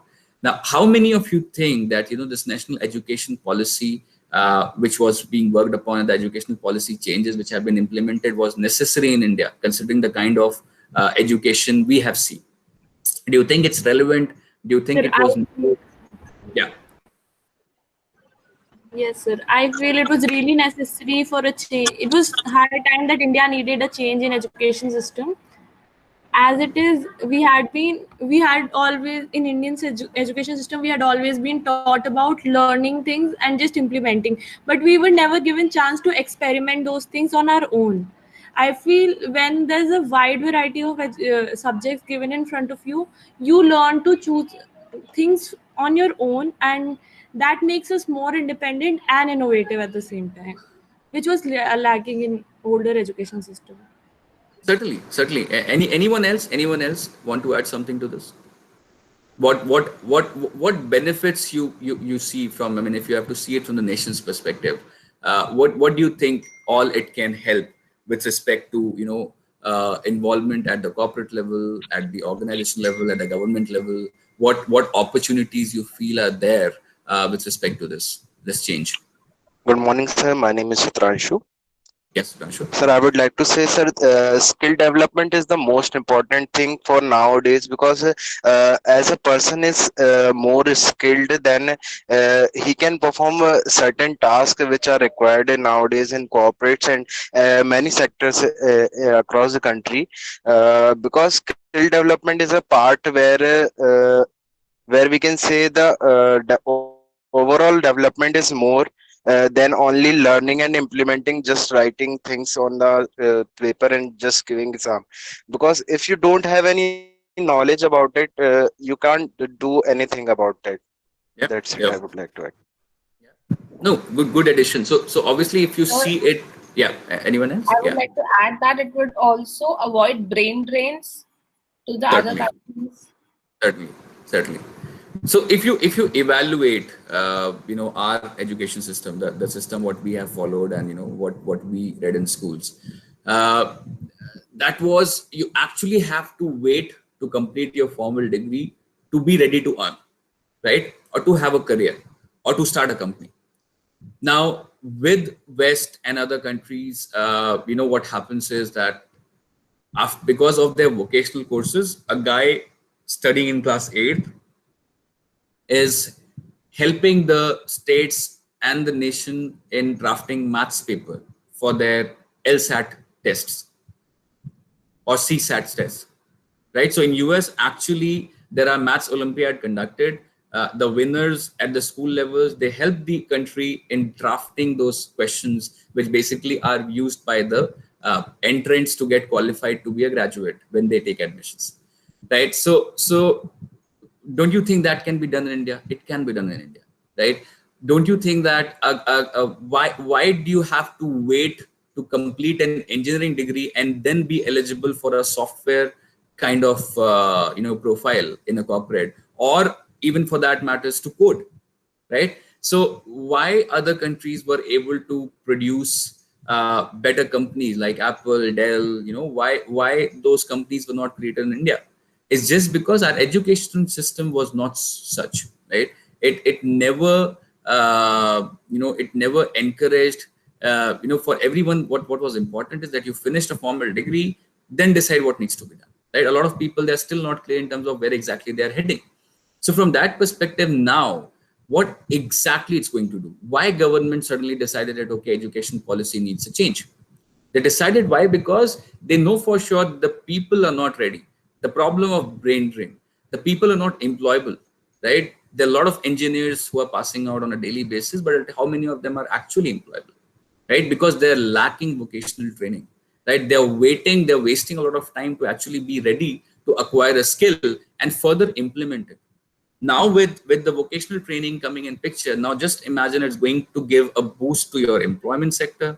It's going to give a boost to, you'll have a 10th or 12th class guy who will be ready with a software now, right? By the time he'll graduate, he'll have a company running, right? Ultimately, it's going to contribute the nation's development, right? Your economy is going to grow.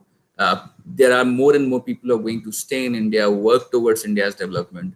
They are going to actually, create things for India, which are indigenously being built in India, right? So So obviously, you know, there are a lot of things if you see, but all of this starts from one thing, which is where exactly is the problem, right? Now that problem can be at a state level, at a national level, at a society level, or for that matters, even at a corporate level, right? Moving forward.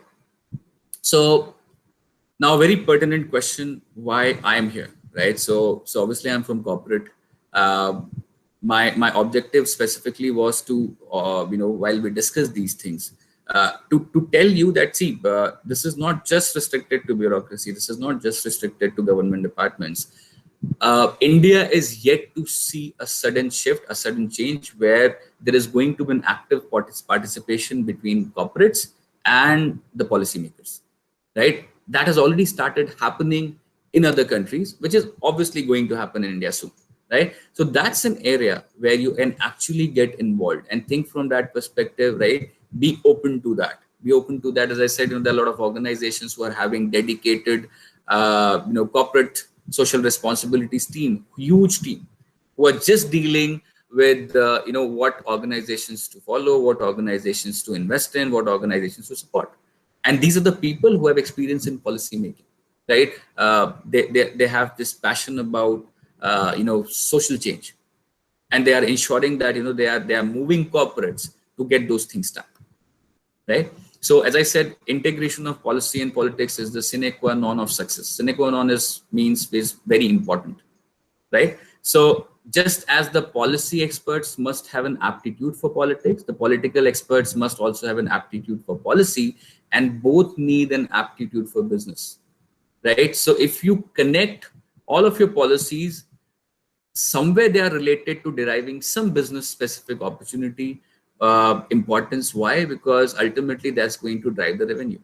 That's going to increase, that's going to help the economy, right? So it becomes really important that how, you know, policymakers are connected to corporate. Now I'll tell you an example how I get involved at a policy level. Now, data privacy, as I mentioned, Data Privacy Act is still being considered at the India level, but the process and the preparedness has already been started. I've already started contemplating what all data points I have in my organization, where exactly what are the data privacy leakages I can identify within my organization. I come from a security company which provides man guarding and security solution services. So obviously I'm prone to a lot of data breach, right? Where I have taken a lot of obligation towards my customers' data, as well as because ultimately if breaches, my company is going to be in a lot of claims, right? So while I know that a Data Protection Act will soon be there, I have to be ready. It just cannot be a, you know, a reactive action. It has to be a proactive action. So what documentation needs to be done, what preparedness needs to be there, what you know, what identification observation needs to be done, all of that is already happening. If the government launches, you know, competition law policy, at every organization you have to now mandatory have a competition law policy. So we get involved there. We create those policy for the company basis the requirement. We implement those policies. We train people. We make them aware what happens if, you know, the enforcement directorate comes raiding on your offices for you know, competition law non-compliances. What exactly your take would be? How you're going to handle it? Who are going to be your point of contacts? What's the policy document you have, which is you have to going to follow? Right. So while the government has created a competition act at the national level, realizing that, okay, why competition is important, at the same time organizations are responsible, because ultimately government has created something and the organizations are not following it. How exactly they're going to ensure that, you know, it was accepted at its fair value? That's when we come in picture. That's when people like us, people like you, who are going to graduate tomorrow and drive those policy formulations and implementations. You're actually going to guide the organization. Say, this is how it should be done. There's a process to it. You just cannot decide in a day that, okay, I have to make this policy, create one-page document, circulate it. No, that's how now it is. That's not how it is done. You are going to guide them that, see, we have to first of all identify what the problem is. Then we have to actually identify what alternatives we have available.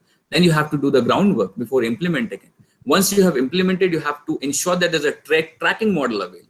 Once you are tracking it, then you have to understand that, yes, we need to have an evaluation mechanism also, right? I have launched a data privacy policy within my organization, but whether the organization is following it, the system engineer sitting on the fourth floor in the next cubicle, is he aware that when he's opening his laptop and when he's clicking OK and when he's going on a website which should not be supposed to be accessed, is he following that policy what you have created at the organizational level? So what checks you should perform?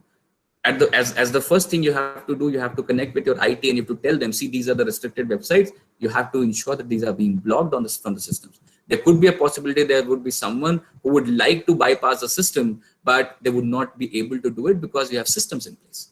Right? So there are a lot of things connected within corporate also. Your POSH has become a very important policy, at the corporate level where, organizations. So I hope you know POSH, which is Prevention of Sexual Harassment Cases. We have a POSH Act. Now you have to have a committee at the company level who takes care of POSH. Right, who directly report. There would be an ICC created. The ICC is going to be headed by a chairman who will be a female employee. They are going to have. They have to ensure that they are being reporting to the LCCs, which are local committees. Then there are committees at the state level, right? So you see, it's flowing from top to bottom. So it's not just being restricted that okay, the policies are formulated, circulated, and now you are just so there you can actually come and see that these are the areas where you are the people, because see, right now there were no specific set of people available in the market who can actually do these kind of jobs, right? So if I have to hire a policy, now when I know that okay, there's a course like which JLU offers where you have policy framework students are there, or public policy students are there, international affairs students, I know for sure they are trained on policies. They know the basic mechanism, they know how it is implemented. Right. So from that perspective, this is going to grow. That's what I want you to know right now, being performed by general counsels, head legal, right? And then you have in certain organizations, you have government affairs team who are the link between the governments and the companies. So a lot of plethora of opportunities. That's what I wanted to specify. Now, where do you fit in, right? If you read this para, the one thing that remains constant is change, and it's going to change. You're going to evolve, right? 10 years back, a lot of things we never imagined is going to happen, which has happened now. Similarly, with respect to public policy, with respect to the courses around public policy, things are going to change. You can read about a lot of articles where India is being recognized as the hub for these sort of courses. Why? Because now they are being, so how exactly in the last few years you have seen radical changes, right? Radical changes in terms of, your policy formulation. Right, some very major policies which were being discussed for so long now implemented, being tested, right? So that change is going to happen, right? And that's where if you read this line, that's why I've intentionally kept this. The options post completion of the study cover the government sector that has increasingly opened its door to welcoming experts from outside bureaucratic ranks, private consultancies and corporations, there is also a greater demand for professionals skilled in public policy to take up roles in traditional corporations who employ policy professionals regularly. There are going to start, and I'm sure it's going to start, there would be collaborations between government and the private players soon, right? Like you see collaborations between college, nationally, internationally, you send your people there. Soon that model is going to be followed in our country also down the line, 4 years, 5 years, where companies are going to tie up with private partners, public partners. Say for example, a company who's a railway, rail component manufacturer. They might be asked to ensure that someone from the Indian Railways get an opportunity to work at their offices, and someone from their office go to the Indian Railways office and work there, sit there, understand how the government works. That's also going to happen, right? So if you have to specifically call about, what opportunities your degree holds, right? From my perspective, and I see things day in, day out from the corporate perspective, you're going to be part of teams like government affairs, right? Companies like Dell, HCL, Google, Apple, Facebook, all of these companies, they have government affairs teams being headed by people like you, being headed by people who have understanding about public policies and international affairs, government affairs, right? And you really don't need to be a lawyer or an MBA to do that. I think your degree would be sufficient to perform that job, because you are going to be the face, the liaison between the government and the company. Why? Because, say, for example, a company like Facebook, now, who deals with so much data, right? So much data. All they have is data, right? And so certainly government would be interested in terms of how they are dealing with that data. They have so many compliances to take care of. Who's going to do that, right? That's where people like you would be needed. Corporate social responsibility teams, as I mentioned, right? PSUs, public limited companies, huge corporates, they have dedicated CSR teams who are running projects, because their spends are huge. They cannot manage it internally. They need specialized people who can actually make policies, implement it, and drive their narratives around corporate social responsibility so that it is effective, and not just from the perspective of making it a compliance requirement. Policy formulation teams. I mean, you'll be amazed to know that, within my team, when I joined this organization, the corporate risk part was added later, because they were not able to identify whom it should be given to. They said, there's also a work what we do is related to corporate risk. Now, when I asked them what exactly in corporate risk, because corporate risk is huge, they said, we need someone who will be actually working on policies across the corporate level, right? What policies should be done, should we have internally? Like every organization is needed to have a business continuity plan, right? And COVID, it came really effective, right? It came handy. Why? Because you have your disaster management plan in place, you have your business continuity planning in place. Who does that? These are the people who are policy formulators, who have created these policies, and tomorrow you are going to be the ones who are going to do that, right? Risk assessment and task force, as I mentioned, again, part of the policy formulation teams. Consulting and strategy. Now, this is very interesting. I'll tell you, companies like Deloitte, BCG, McKinsey, Pinkerton, right? They work on a lot of government-related policies. You'll be amazed to know that a corporate, I'll not name, there was a corporate which was hired to work with government, and that corporate was again into data verification investigation, was hired to work with government in Assam and other regions of North, other places in Northeast, to support government's actions toward Maoist regulations, right? Maoist activities. So and it was like a strategic, very closed kind of very confidential project, but those things are happening. Companies like Deloitte, McKinsey, BCG, they are hiring people like you who works on government projects, policy formulations. What do you think? I mean, do you think government is well equipped to have people who can actually make these changes? It's a pool of resources which work with them. So believe me, there's a plethora of opportunities when I actually talk about public policy, courses, or and not just initially law used to be seen as a stream which actually empowers you, right? When you're a law graduate, I mean, if you have read it well, you feel empowered, whether you have got good opportunities or not, but still you feel empowered in terms of because you know the law of the land, right? And you feel guided, you feel motivated that yes, I think I'll be ethical, I'll be doing the right things. With this particular course, right? When you actually get into the details about how exactly policies are being formulated, what's the structure, what people get involved, what agencies gets involved, you will feel empowered in terms of a lot of aspect, because ultimately that tomorrow you're going to exhibit all of what you have learned in these areas where you'll be able to contribute with policy formulation and implementation. So I'm done here with my presentation. I'm opening up for questions, discussions, right? I know we have gone beyond what was dedicated as part of the time. My apologies for that, Devanshu. But yeah, opening it for questions now. Sir, I have a question. Yeah. Sir, Securitas is a global company. Yeah. So there's a requirement of policy, and I feel different country need different amount of policy, different nature of policy. Certainly. So how do you cope with it? Is there a centralized system in the company so that all the policies apply to all the countries, or there is a different policy for different country? Very good question. And who was that? I'm sorry. I'm missing a name. I'm bad with names. Shweta or Sakshi. Sakshi. Okay. Sakshi, very good question. Very good question. Why? Because the good part is that you're thinking in the direction where actually I wanted this session to head, right? You're thinking, you're connecting it from the global perspective, from the corporate perspective, implementation perspective, and how it is being handled.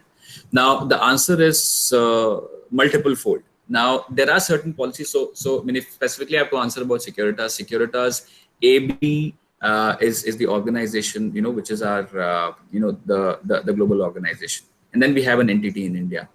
Now, what happens, there are a lot of legislations which are applicable on them, right? And there are a lot of legislations and policies which are applicable on us, being a local country. As a global company, they have, different jurisdictions, different companies in different places, multiple locations. But ultimately, when they see policy formulation, see the basic idea about policies would be more or similar everywhere, right? Your competition-related policies, your anti-corruption policies, your ethics policies, your business continuity policies will be all across same with certain legal local changes, right? So what happens is when they are formulating policies, they first of all see it from the perspective of what exactly they need at the local level and what they need at the organizational level, because there could be a possibility that while the company in UK gets impacted by certain legislations which might not impact the company in India, but ultimately if the company in India does something wrong and is not adhering to what is expected by the global company, global company can get into a lot of claims and policy claims and issues. Right. So to implement that at times, what the companies do, the global companies do, what they do is they create generic policies, and then they say that this is applicable on you also. While anti-corruption, say for example, if it's a generic policy at a global level, US will have different requirements, UK will have different requirements, Sweden will have different requirement, India will have different requirement, different legislations. But 70-80% they try to make it uniform with an option available for the modification and customization at the local level. So whenever we are provided with, so our responsibility at the India level is to ensure that we are complying with the global policies also. And at the same time, we are also addressing the requirements of the Indian policy. So for example, competition law policy could be one which I can talk about. Competition law, which is common across, I mean, every developed nation has already adopted a competition law policy. Now, when a competition law policy is, implemented at the organizational level, what they'll do is, okay, there are certain things which are common because the principle of competition law remains same, that there should not be an abuse of dominant position. You're not going to, bid rig, or you're not going to drive changes or influence decisions in the market, right? Those are the basic structure of the policy. But certainly the change will come. So when they are going to flow that policy from global to local countries, they're going to tell them that these are the mandatory things which you're not going to touch. You're going to implement it all across. But obviously you have flexibility available that you can actually make modifications from your local law perspective. And then in that point in time, what we'll be doing is we'll be assessing the local laws, local acts, and then accordingly we'll modify it. So in competition law policy, while dawn raid is a common subject, dawn raid is a concept where, the authorities can come knocking on your door and immediately they'll start investigation if they have been told or if they have been informed that, there are certain irregularities in your organization with respect to competition law, right? But how dawn raids are conducted in India or in UK would be different. That's where people like us would be there who understand law about it. We are going to make those changes and accordingly we are going to take it forward. So certainly at the global level, the policies will be decided in terms of what impact it can have at an overarching level, and at the same time, what impact it might have at the local level if the local person goes wrong. So accordingly, that mix is established when we handle it. Did that answer your question? Yes, sir. Thank you, sir. Any other questions? Sir, Yeah. so I have one. Sure. Sir, with a company of your prestige, and so whenever it is trying to frame a policy which Yeah. works towards the public domain, public welfare, say for example, CSR.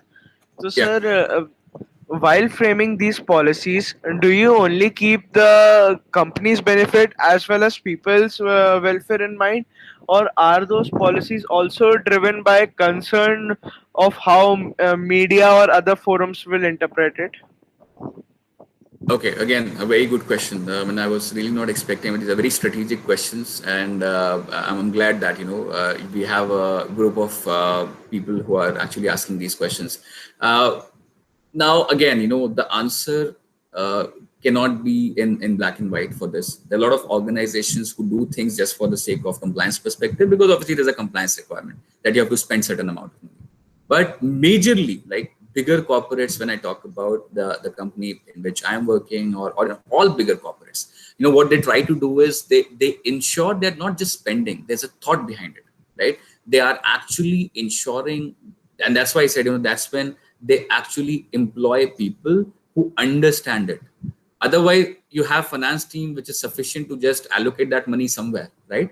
You don't need specific people to tell you that no, you should not spend in ABC but XYZ, right? So that's when it becomes important, and organizations are very very sensitive about this nowadays, because it's not only about from the perspective of garnering goodwill or media attention, but also from the perspective that they are seeing this as a responsibility, because ultimately and with the end user engagement, with employee participation, with dedicated teams, it's going in the very right direction. Because I remember when I was working with Dell, I was part of their CSR team, Make a Difference. They used to call it Make a Difference, and we actually used to go to AIMS and other places to distribute blankets and tea.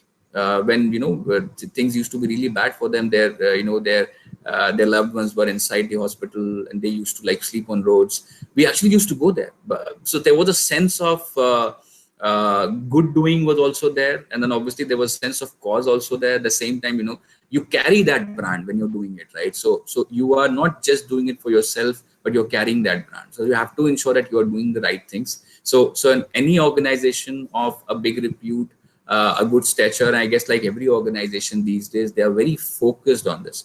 They're not just spending for the sake of spending or from the compliance perspective. They are doing it thoughtfully, and that's where you have corporate social responsibility teams being created, who are well versed with what impact it could garner, what changes, and they're reporting done. Believe me, there are reportings done.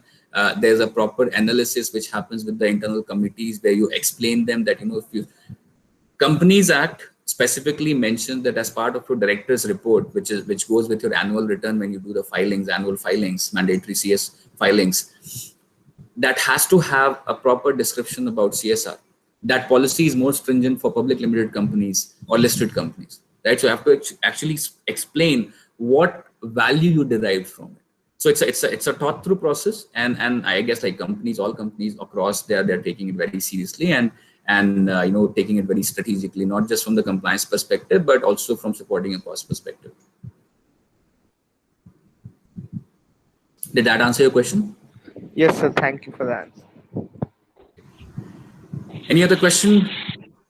I am good. I think I can just be back on the.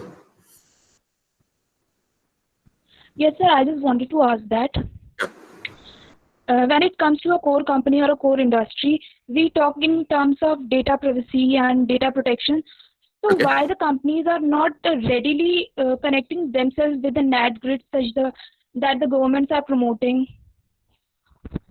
I'm sorry, I couldn't hear that. If you have to please repeat again. Sir, I was asking that when we speak in terms of data privacy and data protection, so the core companies and the core industry, why they are not trying to relate with the NAT grid that the government are encouraging nowadays for security purposes? I'm not sure. For some reason, I'm unable to get that question. Devanshu, would you be able to just tell me what the question is being asked here?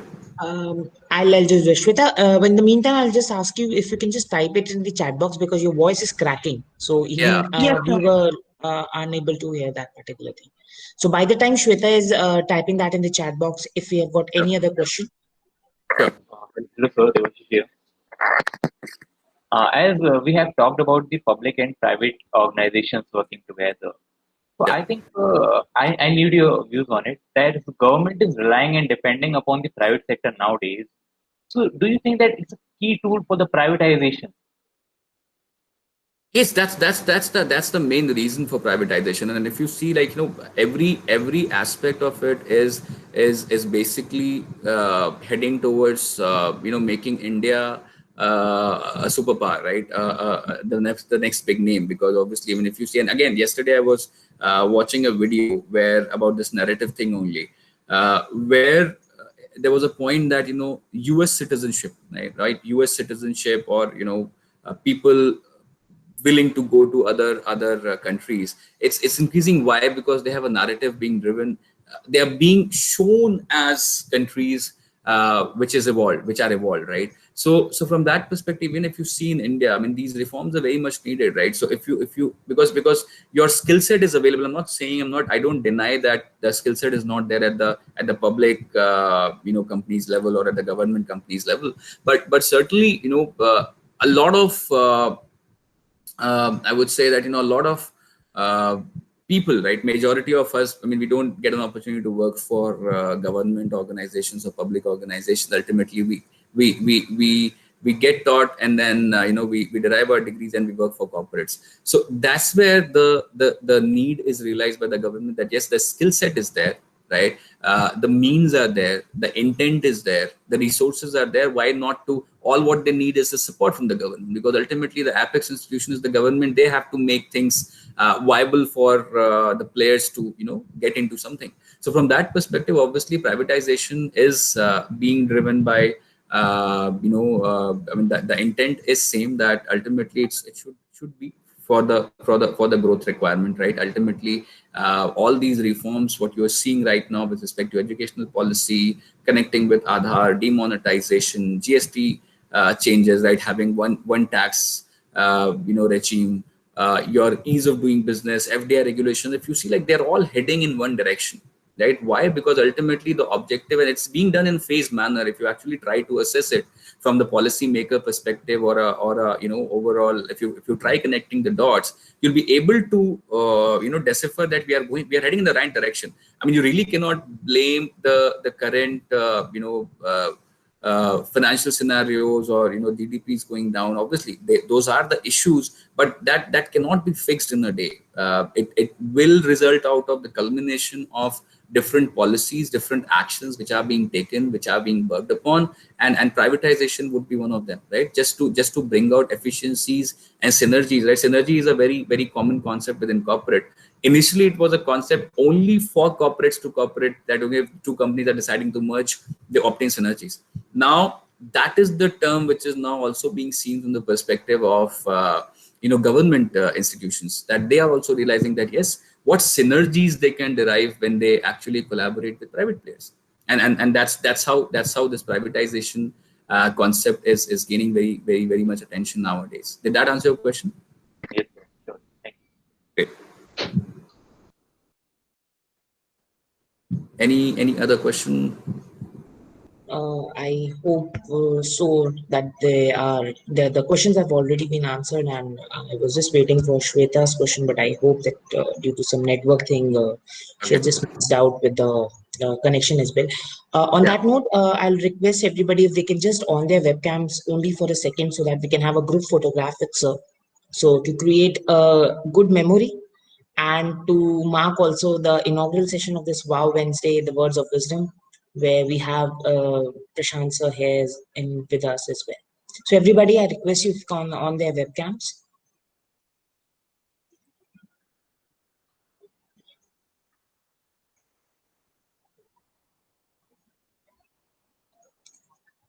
And I would also take this opportunity to thank you, sir, for joining us today, and being a part where and surely, yes, that's just one of those particular things where we welcome you wholeheartedly to our own small family. I know there have been disturbances and there have been people coming around, so really sorry for the network things again and the troubles that were there. But thank you so much, sir. It was a wonderful and a very provoking session, especially where we have taken this responsibility with the students and to also for them to connect to what exactly or the public policy section in the corporate would be there and how they can have an opportunity in even looking that as a career perspective.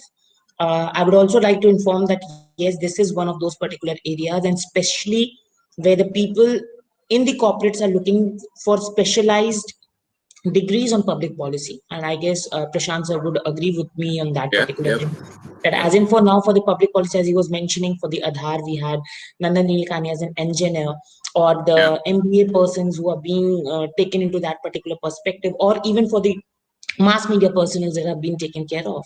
So with the specialized public policy degree and the only institute in the entire central India to offer this particular course on public policy, Jagran Lake City University thanks you wholeheartedly, Prashant sir. And there was one of an announcement which I would request Prashant sir if he can only make. It was in regards to the internship survey that you were saying.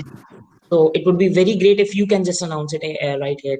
Sure. I think first of all, thank you, Devanshu, and thank you, Reena ma'am. I would also like to thank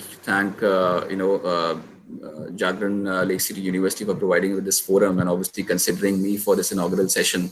I really didn't imagine that we are going to have such an intriguing session with so many questions. I was not prepared at all, from the perspective of actually answering questions of that, strategic questions, I would say.